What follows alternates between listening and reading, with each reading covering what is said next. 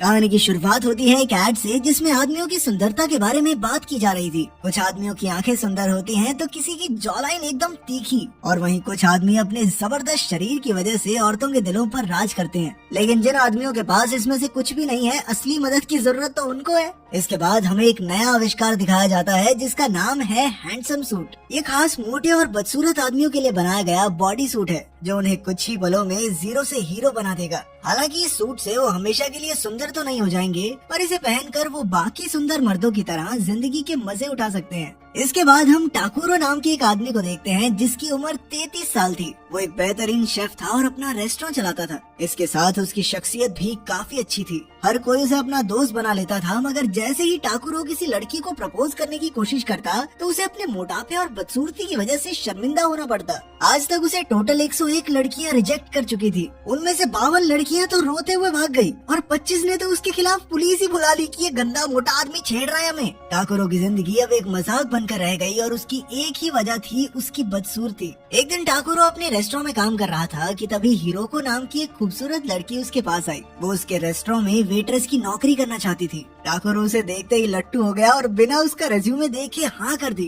क्योंकि उसका मानना था कि ये सुंदर लड़की यहाँ काम करेगी, सारा दिन दिल लगा रहेगा, मजे ही मजे। जब भी हिरोको उसकी ओर देखती तो टाकुरो को लगता कि वो अपने प्यार का इजहार कर रही है। फिर एक दिन एक बूढ़े आदमी ने हिरोको से पूछा कि वो इसी रेस्टोरेंट में नौकरी क्यों कर रही है, जबकि शहर में इससे कहीं अच्छे अच्छे रेस्टोरेंट भी हैं और वहाँ भी उसे काम मिल ही जाएगा। तब हिरोको ने कहा कि वो कुछ महीने पहले अपने पिता के साथ यहाँ आई थी। तब एक आदमी फ्री में खाना खाते हुए पकड़ा गया, पर टाकुरो ने उस पर गुस्सा करने के बजाय कहा कि कोई बात नहीं भाई, धीरे धीरे करके पैसे दे देना। टाकुरो की अच्छाई ने हिरोको का दिल छू लिया था और इसीलिए वो इस रेस्टोरेंट में नौकरी करने आ गई। ये कहानी सुनकर बूढ़े आदमी को लगा कि इस लड़की के साथ टाकुरो का टांका भिड़ सकता है। उधर टाकुरो अपने दोस्त हिसाए और टोडो के साथ था। टाकुरो ने सोचा कि हो सकता है मुझे ऐसे ही लगता हो कि मैं बदसूरत दिखता हूँ, तो उसने अपने दोस्तों से पूछा कि क्या वो सच में इतना बदसूरत है। तो उसके दोस्तों ने भी कह दिया कि उससे बदसूरत आदमी उन्होंने अपनी जिंदगी में नहीं देखा। लेकिन उन्होंने कहा कि कोई बात नहीं भाई, बदसूरत आदमियों से दुनिया भरी पड़ी है, तेरी पर्सनैलिटी अच्छी है, दिल से किसी को प्रपोज करेगा तो बात बन भी सकती है।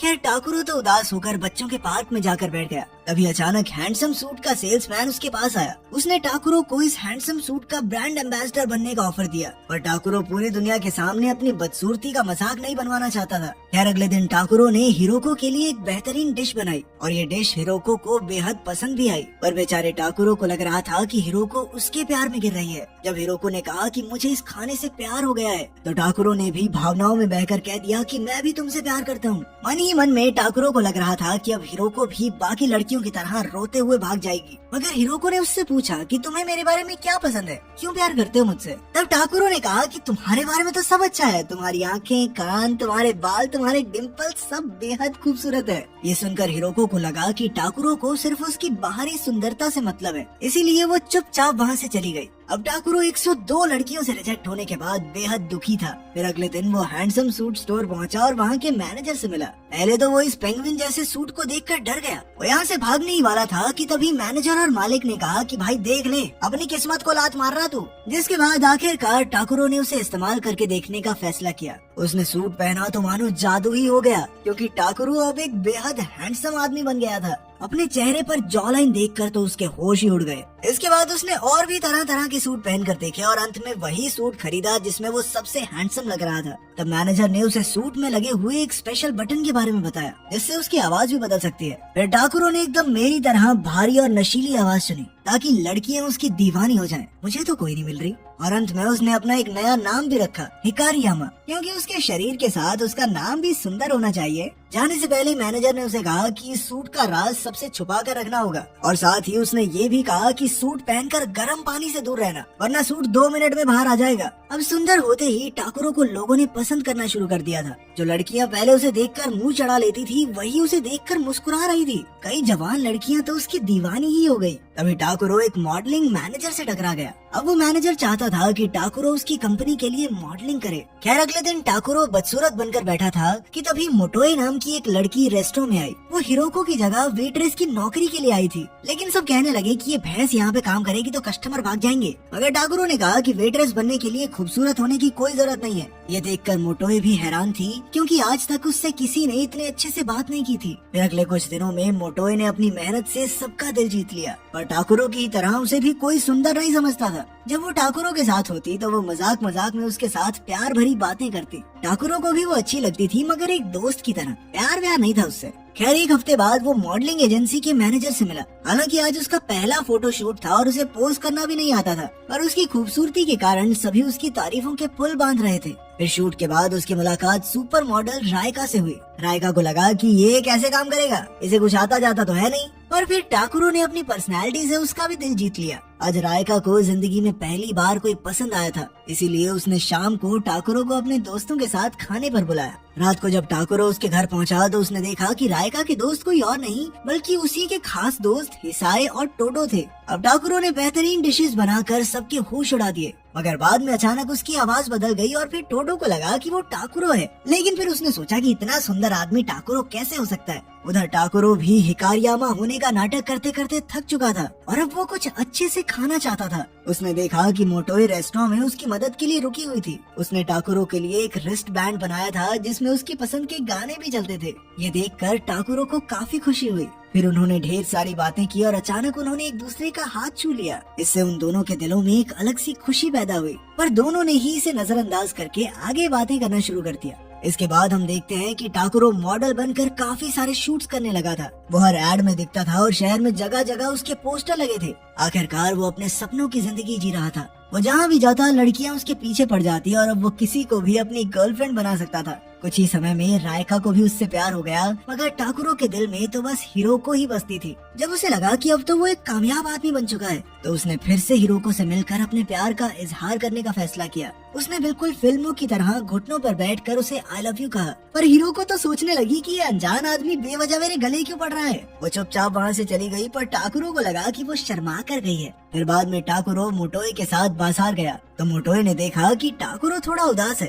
तब मोटोए ने कहा कि चलो एक गेम खेलते हैं, हमें पार्क में मौजूद खुश लोगों की तस्वीरें लेनी है। पहले तो ठाकुरों को लगा कि क्या बकवास गेम है, लेकिन फिर जब वो तस्वीरें खींचने लगा तो उसे एहसास हुआ कि जिंदगी की खुशियाँ इन छोटे छोटे लम्हों में ही छुपी हुई हैं। फिर मोटोए ने ठाकुरों की तस्वीरें खींची और उसे दिखाया कि वो हंसता हुआ कितना अच्छा लगता है। इस घटना के बाद से ठाकुरों भी मोटोए को थोड़ा पसंद तो करने लगा था। रात को भी उसे बस मोटोए के ही ख्याल आ रहे थे और वो मोटोए की तस्वीरें देखते हुए सो गया। फिर अगले दिन शूट के बाद ठाकुरों रायका के साथ गाड़ी में बैठा था। अचानक रायका ने आगे बढ़कर उसे चूम लिया। हालांकि उसे रायका से प्यार व्यार नहीं था, मगर फिर भी भाई 23 का हो गया था, आज तक एक लड़की नहीं मिली थी, तो वो पहली बार किसी लड़की के साथ गुलो गुलो करने का मौका खोना नहीं चाहता था। फिर वो दोनों एक साथ समय बिताने के लिए रायका के घर चले गए, लेकिन पूरा समय ठाकुरों के दिमाग में बस मोटोए के ही ख्याल थे। अचानक उसने रायका को रोकते हुए कहा कि मुझे पहले नहाने जाना है, लेकिन ठाकुरों ये भूल गया कि वो हैंडसम सूट पहनकर गर्म पानी में नहीं भीग सकता। इसी गलती की वजह से उसका सूट शरीर से उतर गया और वो फिर से मोटा और बदसूरत हो गया। अब वो जैसे तैसे रायका से छुपकर वहाँ से भाग निकला। फिर अगली सुबह वो स्टूडियो में रायका से मिला तो वो बेहद गुस्से में थी। आज तक कोई आदमी उसे बीच में छोड़कर नहीं गया था और इसीलिए अब वो ठाकुरों को और ज्यादा चाहने लगी थी। इस मुसीबत से बचने के लिए ठाकुरों ने कहा कि उन्हें जल्दी नहीं करनी चाहिए, धीरे धीरे आगे बढ़ते हैं। खैर, बाद में मैनेजर ने ठाकुरों को बताया कि उसे फैशन शो में रैंप वॉक के लिए चुन लिया गया है। इस शो से वो पूरे देश में मशहूर हो जाएगा और उसे बड़े बड़े ब्रांड्स के ऑफर आएंगे। इसके बाद ठाकुरों को शूट के लिए गर्म पानी से नहाना था, मगर पानी देखते ही ठाकुरों तो बहाने बनाकर भाग निकला। सबने उसकी बात पर विश्वास भी कर लिया, पर एक मॉडल था जो ठाकुरों की सफलता से जलता था। उसे ठाकुरों पर शक हो गया कि कुछ तो गड़बड़ जरूर है। फिर रात को ठाकुरों ने अपने जन्मदिन की एक शानदार पार्टी रखी जिसमें बहुत सारे लोग आए थे। वहीं ठाकुरों ने एक मॉडलिंग कंपनी के साथ $50 लाख की डील की। अब ठाकुरों की खुशी का ठिकाना नहीं था, मगर अचानक दूसरे मॉडल ने जानबूझकर उस पर गर्म कॉफी फेंक दी। खुशकिस्मती से उसी पर लाइट्स चली गई और अपना असली रूप बाहर आने से पहले वो भाग गया। रास्ते में ही उसका सूट खराब होकर उतर गया। वो सीधा सूट के शोरूम पहुंचा और सेल्समैन से एक नया सूट मांगा। तब सेल्समैन ने उसे परमानेंट हैंडसम सूट दिखाया, जिसे पहनते ही वो हमेशा हमेशा के लिए खूबसूरत हो जाएगा, मगर इसके बदले में वो अपना असली रूप हमेशा के लिए गवा देगा। थोड़ा सोचने के बाद आखिरकार ठाकुरों ने वो सूट खरीद ही लिया। रास्ते में वो एक लड़की से टकरा गया तो लोगों ने उसके शरीर और शक्ल को देखकर उसे लड़की छेड़ने वाला समझ लिया और खूब पीटा। जब वो घर लौटा तो मोटोए ने कहा कि उसे पूरा विश्वास है कि टाकुरो किसी लड़की के साथ छेड़खानी नहीं कर सकता। अब टाकुरो ने उसे हैंडसम सूट के बारे में पूरा सच बताने का फैसला किया और सच सुनते ही मोटोए चुपचाप वहाँ से चली गई। कुछ देर बाद हिरोको रेस्टोरेंट में आई और उसने कहा कि वो टाकुरो से कुछ बात करना चाहती है। वो दोनों एक पार्क में गए और हिरोको ने कहा कि जब टाकुरो ने पहली बार उससे अपने प्यार का इजहार किया था तो वो बेहद खुश हुई थी, मगर टाकुरो को लगा कि हिरोको उसका मजाक उड़ा रही है, इसीलिए उसने परमानेंट हैंडसम सूट पहनकर सबको उनकी औकात दिखाने का फैसला कर लिया। अगले दिन फैशन शो था पर वो तो सिर्फ मोटोए के बारे में सोच रहा था। उधर मोटोए सड़क पर एक बाइक से टकरा गई और उसे गहरी चोट लगी। जब टाकुरो को इसकी खबर मिली तो वो वहीं जम गया। उसकी रैंप वॉक की बारी आई मगर वो चल ही नहीं पा रहा था। आखिरकार उसे एहसास हो गया कि उसे ये चकाचौंध वाली जिंदगी चाहिए ही नहीं। असली खुशी तो उसे तब मिली थी जब वो मोटोए के साथ बाजार में था। अब वो शो छोड़कर भाग निकला पर उसका परमानेंट सूट उतर ही नहीं रहा था। आखिरकार वो जैसे तैसे उस सूट को बीच में से काट कर बाहर आया। अंत में वो फटाफट हॉस्पिटल पहुंचा तो पता चला कि चोट मोटोए को नहीं बल्कि बाइक वाले को लगी थी। मोटोए को सही सलामत देखकर उसकी खुशी का ठिकाना नहीं था, लेकिन फिर अचानक टाकुरो के पैरों तले जमीन खिसक गई। जब मोटोए ने अपना फैट सूट निकाला तब ये खुलासा होता है कि मोटोए असल में हिरोको ही थी। हमेशा से लोग उसे उसकी सुंदरता के लिए पसंद करते थे, इसीलिए वो मोटी बनकर देखना चाहती थी कि कोई उसे सच्चा प्यार करेगा या नहीं। आखिरकार अपने टाकुरो का घर बस ही गया। टाकुरो उससे प्यार करता था और उसे इस बात से कोई फर्क नहीं था कि वो मोटी और बदसूरत है, मतलब उसका प्यार ही सच्चा प्यार है। आखिरकार हिरोको टाकुरो की गर्लफ्रेंड बन गई और हमारे लड़के का घर बस गया। तो क्या